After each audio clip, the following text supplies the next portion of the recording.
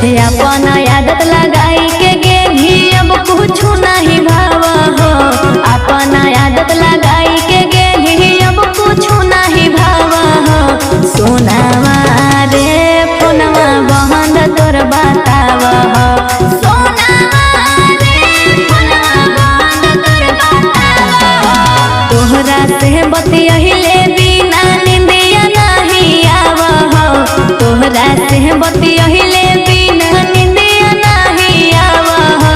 सोनावा रे फोनवा बहन तोर बताव हो।